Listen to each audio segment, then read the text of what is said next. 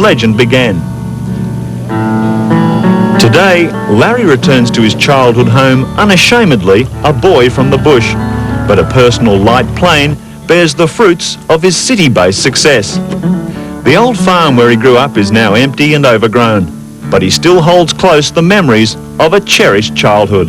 Well, I certainly learnt car control without the slightest doubt here, and I was driving as soon as I physically could drive, and the only impediment was that I had three brothers and we had some sort of form of democracy about sharing every now and again, so there was fierce competition of sharing the wheel, so I had to do a good job or you quickly turfed out of the seat. But the thing we learnt most was the mechanical side of it, and I went to Europe and I was able to interpret the mechanical side of my machinery very early on. I had a distinct advantage, I felt. They called him the Cowangie Kid, one of four sons of Redx trial winner Larry Perkins. He had no money, but was as skilled with a spanner as he was with a steering wheel. His raw talent and determination took him all the way to Formula One, but the mega dollars required to keep his seat with the Brabham team shattered his Grand Prix dream. But from despair came prosperity. Perkins Engineering was established in Melbourne 8 years ago and has grown to be the largest constructor of Commodore touring cars in the country. The Moorabbin Race Shop has built 20 complete customer cars and over 130 Holden V8s, boasting annual sales of nearly $2 million.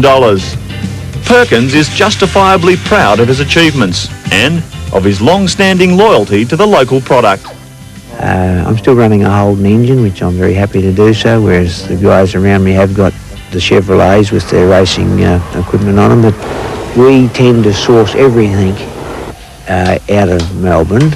If we don't do it ourselves, we firstly source locally, and it's only rarely we go overseas for bits, and just the fact that we still use the Holden engine. I mean, it's made 20 kilometres from my factory. I think it's great. The record-breaking solar-powered car he built and drove across Australia is testament to an obsession with tackling any mechanical challenge. The old farm, too, is a rusting museum of childhood memorabilia. Now, this tractor is actually the one I learned to drive on. Yeah? I remember, first car? Well, first rig. I remember my dad put me on the seat, and then he jumped off and went home and did something, and there I was stuck on the tractor, and that's how I learned to drive it. Yeah, then I moved on to A-model Fords. This was a communal car that my brothers and I we had, you know. This would be the only A-model Ford in Australia with Porsche wheels. not Volkswagen, Porsche. Did many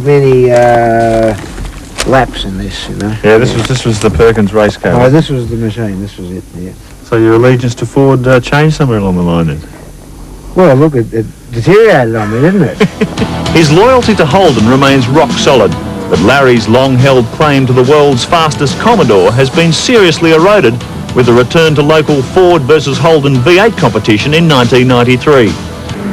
The new Castrol Commodore VP was a very late arrival, and Larry has been playing catch-up all season. His Bathurst pedigree, though, remains unquestioned.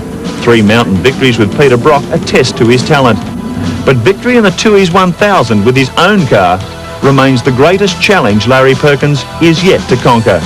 I want to win Bathurst for sure with my own team, and we've been competitive probably every year we've been there, but there's reasons why we don't win. We always go to Bathurst aiming to win and planning to win. We never go up there just for the ride, and that's the way I'll always go to Bathurst. And the moment I believe we don't have a chance of winning, well, I won't go. And I think he'll be here for a long time.